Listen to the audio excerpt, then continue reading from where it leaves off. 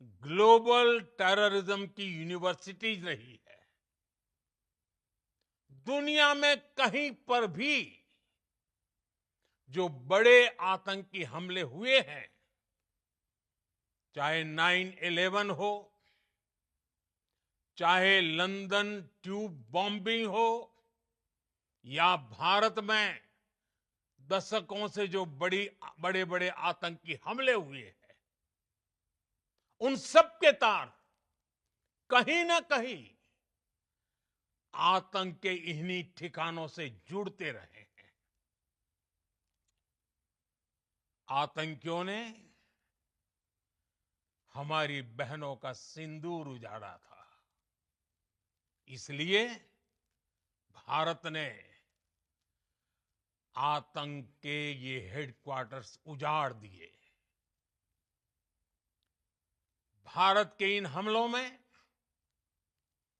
100 से अधिक खूंखार आतंकवादियों को मौत के घाट उतारा गया है।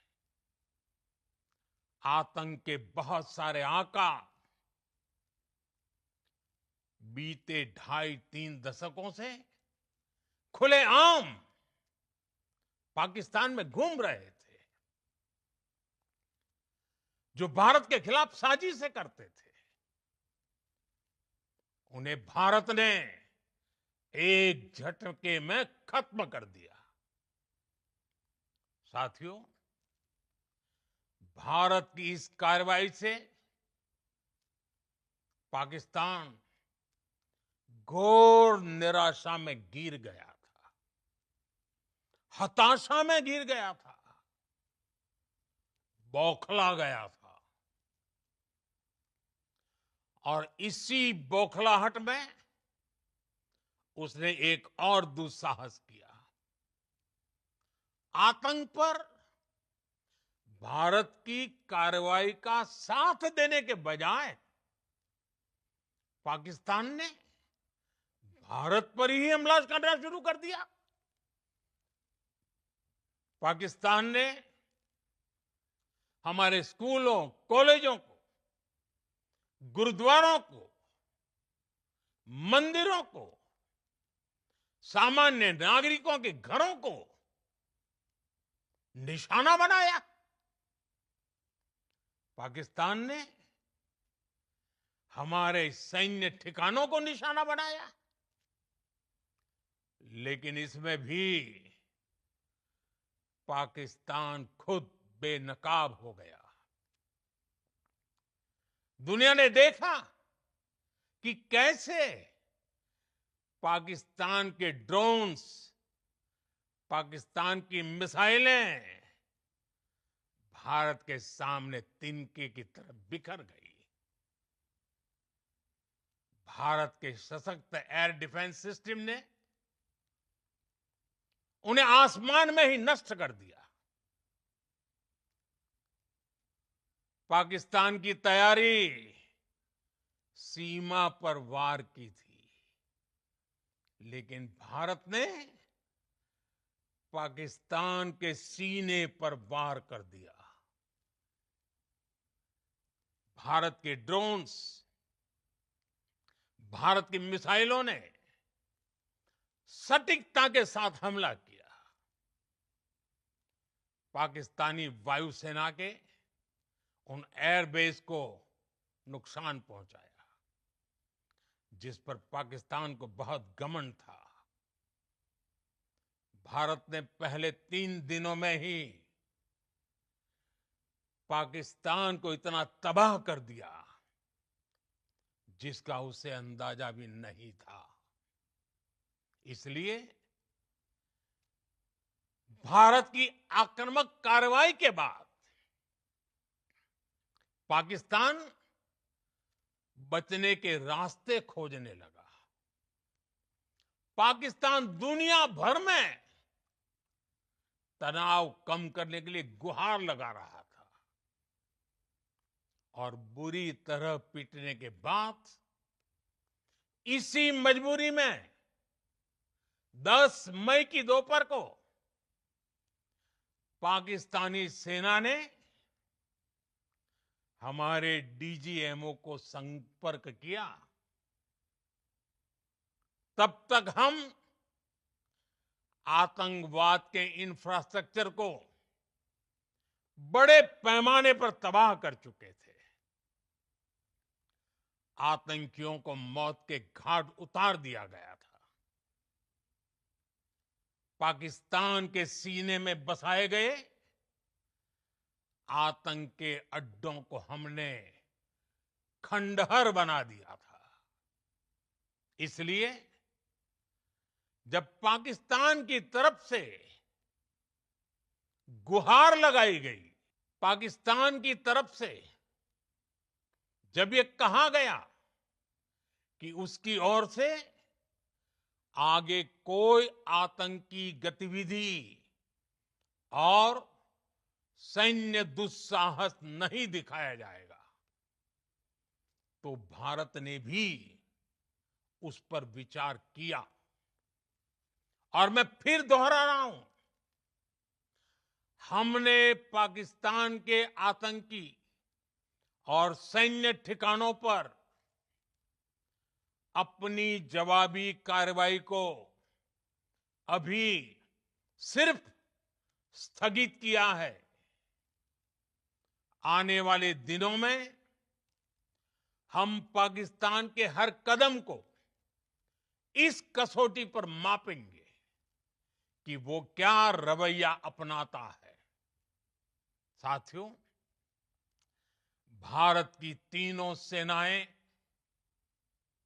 हमारी एयरफोर्स, हमारी आर्मी और हमारी नेवी,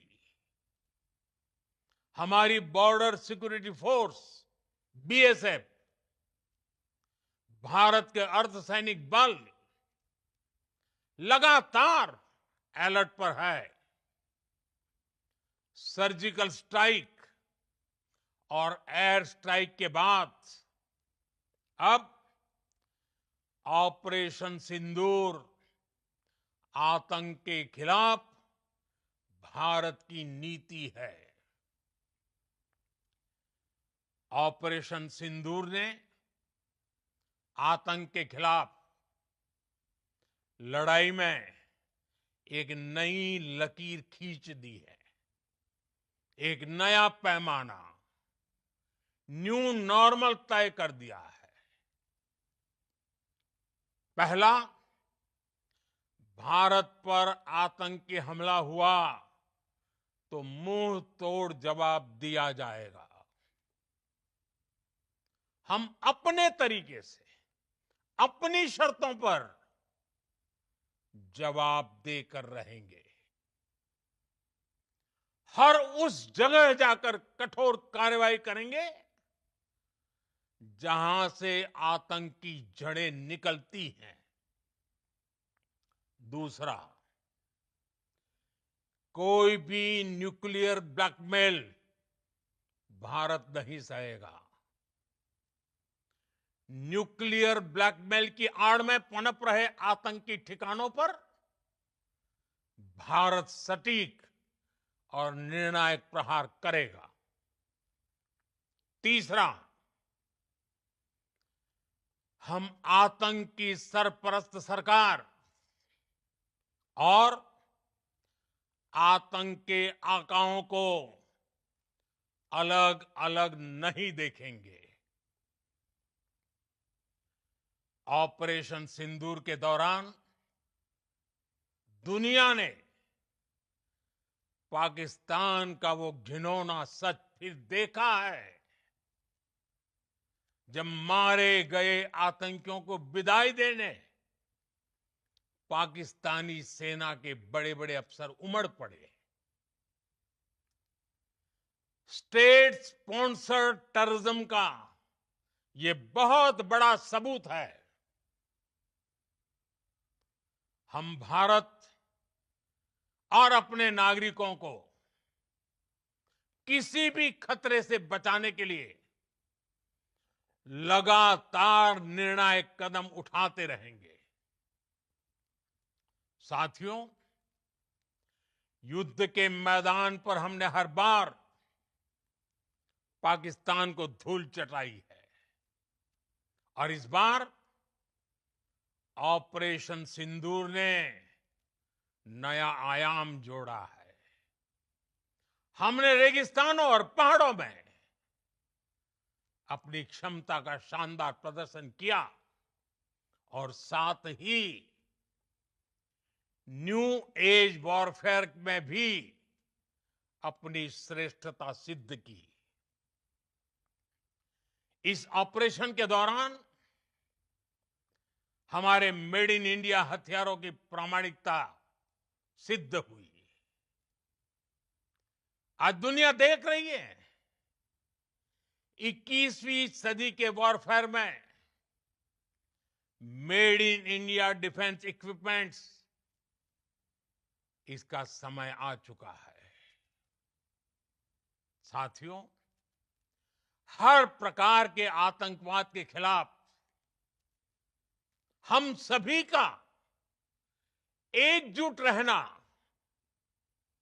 हमारी एकता हमारी सबसे बड़ी शक्ति है। निश्चित तौर पर ये युग युद्ध का नहीं है, लेकिन ये युग आतंकवाद का भी नहीं है। टेररिज्म के खिलाफ जीरो टॉलरेंस, ये एक बेहतर दुनिया की गारंटी है। साथियों, पाकिस्तानी फौज, पाकिस्तान की सरकार जिस तरह आतंकवाद को खाद पानी दे रहे हैं, वो एक दिन पाकिस्तान को ही समाप्त कर देगा। पाकिस्तान को अगर बचना है तो उसे अपने टेरर इंफ्रास्ट्रक्चर का सफाया करना ही होगा। इसके अलावा शांति का कोई रास्ता नहीं है।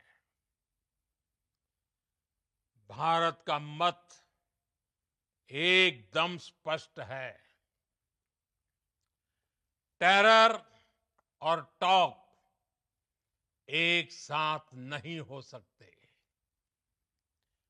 टेरर और ट्रेड एक साथ नहीं चल सकते और पानी और खून भी एक साथ नहीं बह सकता। मैं आज विश्व समुदाय को भी कहूंगा, हमारी घोषित नीति रही है,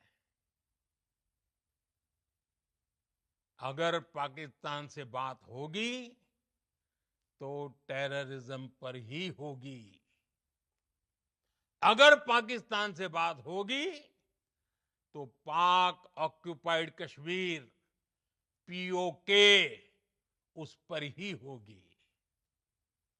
प्रिय देशवासियों, आज बुद्ध पूर्णिमा है। भगवान बुद्ध ने हमें शांति का रास्ता दिखाया है। शांति का मार्ग भी शक्ति से होकर जाता है। मानवता शांति और समृद्धि की तरफ बढ़े, हर भारतीय शांति से जी सके,